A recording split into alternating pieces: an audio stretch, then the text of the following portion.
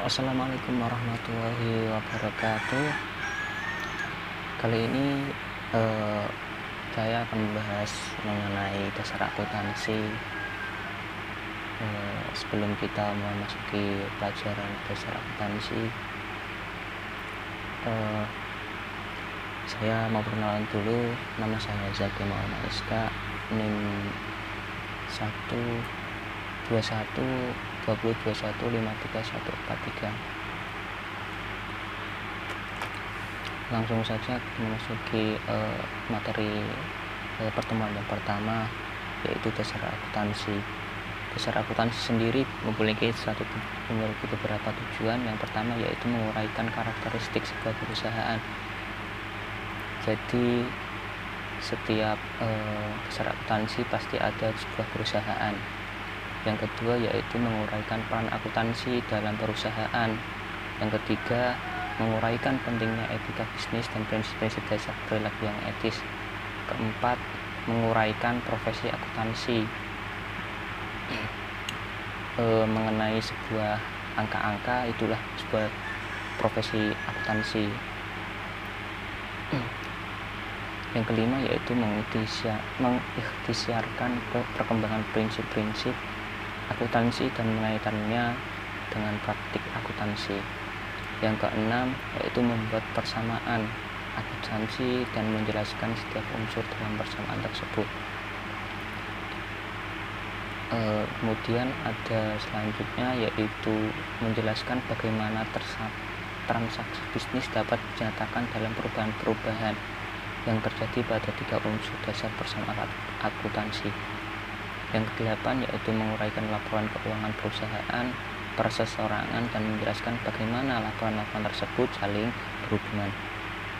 Yang kesembilan yaitu menggunakan rasio kewajiban terhadap ekuitas pemilik untuk menganalisis kemampuan bertahan perusahaan dalam kondisi bisnis yang buruk. Itu adalah sebuah tujuan dari dasar akuntansi. Terus selanjutnya ada jenis-jenis perusahaan. Ada beberapa jenis perusahaan di dalam dasar akuntansi. Yang pertama yaitu perusahaan manufaktur, seperti perusahaan Honda yang memiliki produk-produk mobil dan motor. Kemudian ada perusahaan Intel, komputer, produknya komputer, seperti prosesor itu kan memiliki nama Intel. Kemudian ada perusahaan Boeing, pesawat terbang.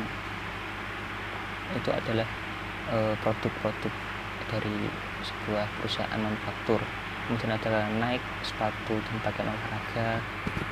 Itu pula Coca-Cola, ya produknya yaitu minuman. Kemudian ada perusahaan Sony yang memiliki produksi barang elektronik. Kemudian ada juga jenis perusahaan yang perusahaan dagang. Yang pertama ada perusahaan Carrefour. Maaf ya kalau salah dalam pembacaan. Produknya ada barang kebutuhan sehari-hari, Kit Station yaitu produk kenyamanan. Kemudian ada perusahaan Electronic City yang memberikan produksi barang-barang elektronik. Kemudian ada Lens End yaitu produk pakaian. Kemudian ada perusahaan Amazon.com itu memproduksi buku CD dan produksi lainnya melalui internet.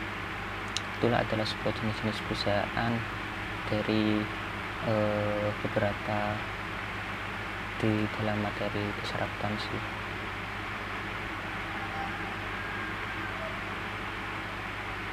Kemudian ada juga jenis perusahaan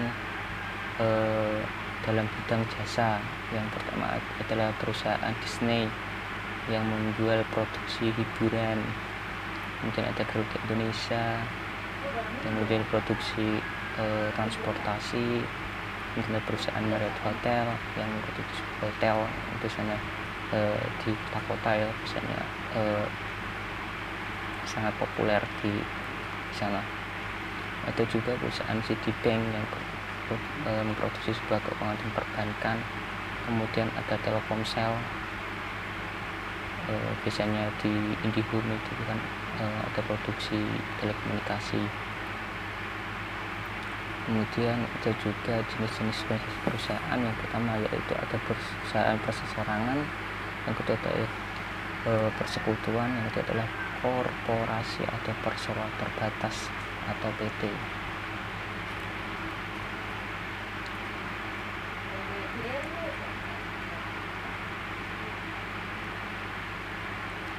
Kemudian apa sih perusahaan perseorangan itu? Perusahaan perseorangan itu dimiliki oleh seorang perorangan ya. Kalau kalian tahu, seperti halnya toko pakaian yang dikelola oleh perorangan sendiri. Keunggulannya adalah ada kemudahan pengaturan, biaya pengelolaan yang rendah. Untuk kelemahannya yaitu sumber daya keuangan yang terbatas, kemudian ada kewajiban yang tidak terbatas lagi. Oleh karena itu, ketika nanti ada perusahaan perseorangan yang membutuhkan dana besar, harus meminjam dari bank dulu ya, karena bank itu sangat berarti bagi perusahaan-perusahaan lainnya.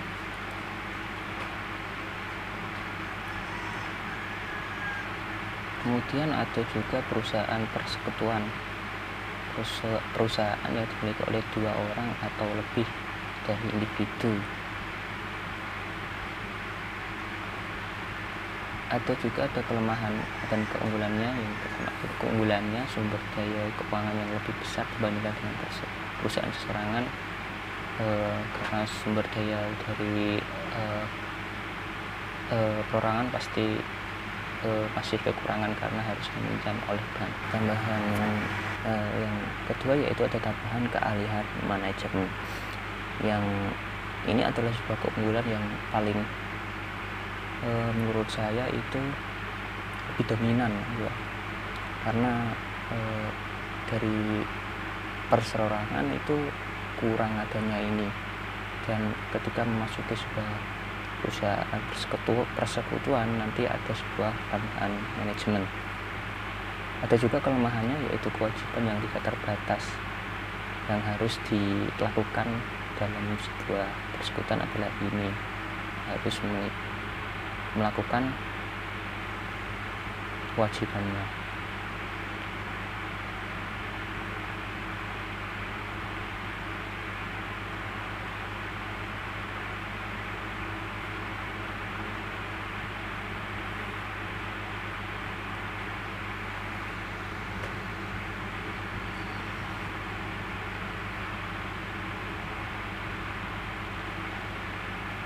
Kemudian ada juga strategi bisnis dalam dasar akuntansi adalah serangkaian rencana dan tindakan terintegrasi yang didesain bagi perusahaan sebagai sarana untuk memperoleh keuntungan lebih pesaingnya, sekaligus untuk memaksimalkan laba, terdiri atas strategi biaya rendah dan strategi diferensiasi. Ada juga strategi biaya rendah, yang berdasarkan strategi biaya rendah suatu perusahaan yang mendesain dan menghasilkan produk atau jasa dengan kualitas yang diterima konsumen pada biaya yang lebih rendah dibandingkan dengan pesaingnya. Contohnya Lion Air pesawat terbang gitu kan, itu memiliki sebuah biaya yang di bawah ekonomi, misalkan dari pesawat lain. Ada juga air mineral Fit, itu lebih murah daripada Aqua.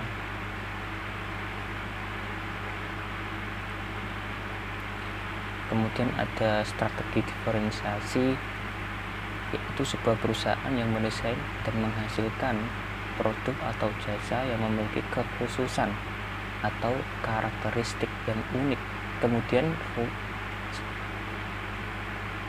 unik yang sedemikian rupa sehingga konsumen bersedia membayar harga yang lebih tinggi dibanding harga umumnya. Contohnya desainer Gayan yang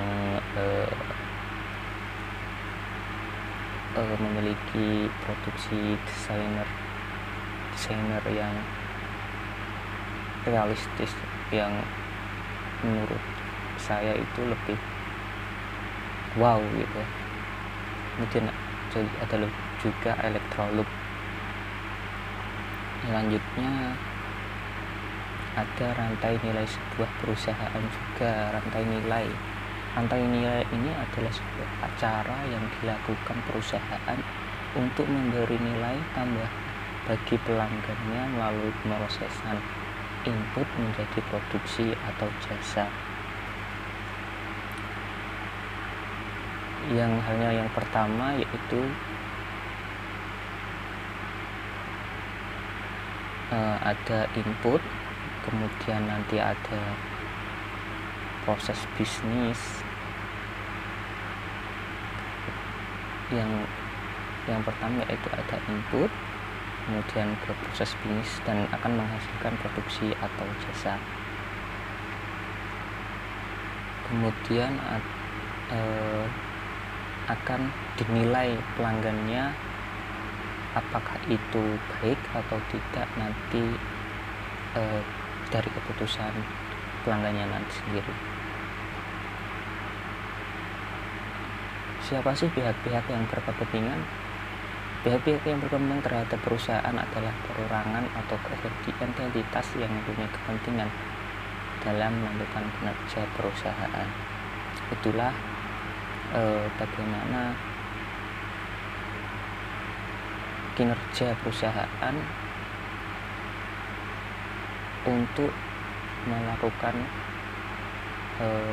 kepentingannya di dalam perusahaannya tersebut. Selanjutnya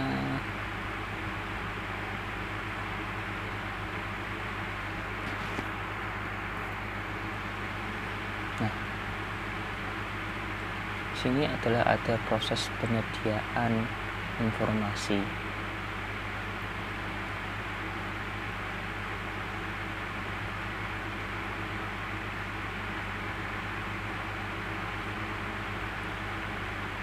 Di sini ada pihak berkepentingan internal dan eksternal. Nah, ini internal dan ini eksternal. Yang pertama yaitu mengidentifikasi pihak-pihak yang berkepentingan.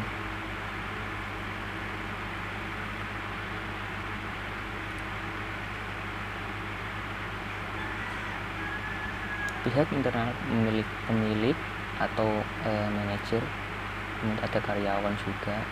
Kemudian ada juga eksternal yaitu dari pelanggan, kreditor, pemerintah yang akan menilai kebutuhan informasi dari pihak-pihak yang berkepentingan. Perbedaan internal dan eksternal itu lebih cenderung dalam kalau internal itu cenderung dalam perusahaan yang dimiliki perusahaan ya, ada pemilik, kemudian ada manajer, kemudian ada karyawan.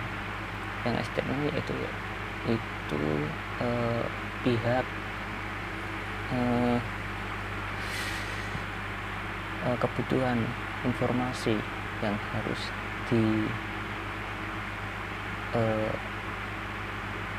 diinformasikan kepada pelanggan, kreditor ataupun pemerintah. Selanjutnya ada juga proses penyediaan informasi. Dan yang selanjutnya itu ada pencatatan ya, maaf ya, untuk itu proses penyediaannya yang pertama, dan ini udah yang kedua, dan ketiga dan keempat. Nah, di sini ada sistem informasi akuntansi atau SIA yang mendesain sistem informasi akuntansi untuk memenuhi kebutuhan pihak-pihak berkepentingan, kemudian akan menghasilkan buah hasil atau jasa atau produk yang memuat sistem informasi. Kemudian ada yang mencatat data ekonomi berkaitan dengan aktivitas dan peristiwa bisnis, yang akan juga memadukan antara desain dan catatan data.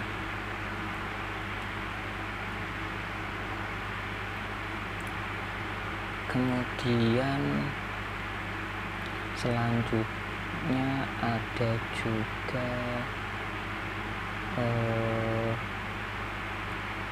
maaf, ini bisa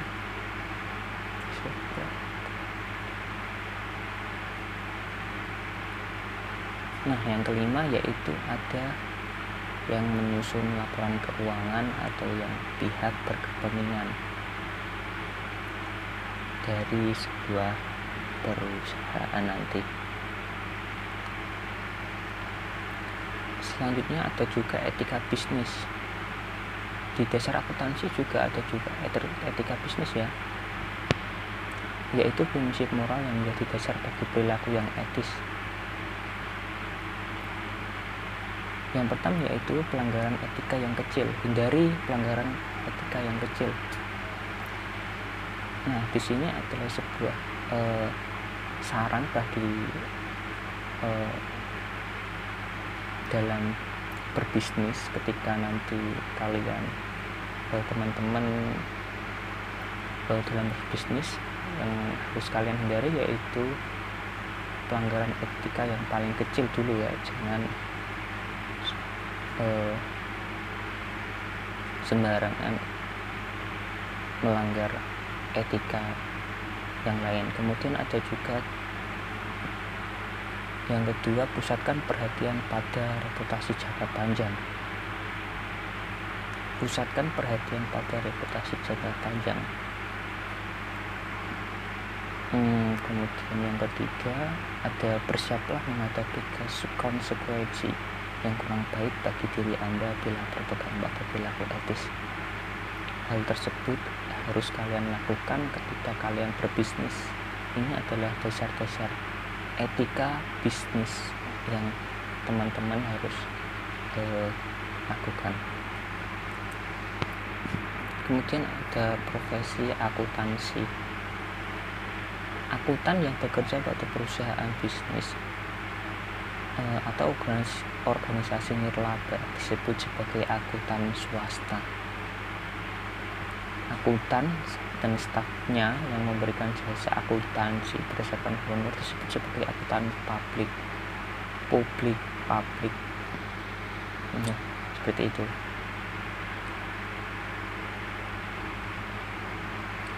Ada prinsip-prinsip akuntansi yang berlaku umum. Yang pertama yaitu adalah konsep entitas usaha. Konsep ini mengharuskan agar aktivitas usaha dicatat secara terpisah dari aktivitas pihak-pihak yang berkepentingan. Kemudian ada juga konsep biaya. Konsep biaya adalah suatu dasar untuk mencatat harga pertukaran atau biaya akuisisi dalam catatan akuntansi. Prinsip-prinsip akuntansi yang berlaku umum sama halnya tadi ya, ini sama selanjutnya yaitu ada konsep objektivitas. Konsep ini mengharuskan agar catatan dan laporan akuntansi didasarkan pada bukti yang objektif, yang nyata, yang fakta, yang ada ya, yang fakta ya, yang sebenarnya. Konsep ini yang keempat yaitu konsep unit pengukuran. Konsep ini mengharuskan data ekonomi dicatat dalam satuan mata uang. Terima kasih. Sekian dari saya. Bila ada salah dalam penyampaian materi, dalam pengucapan, mohon maaf. Terima kasih.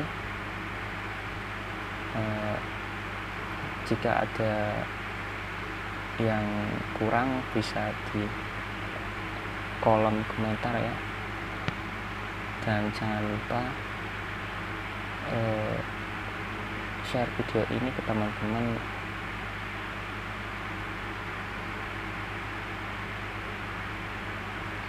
seperti itu aja ya.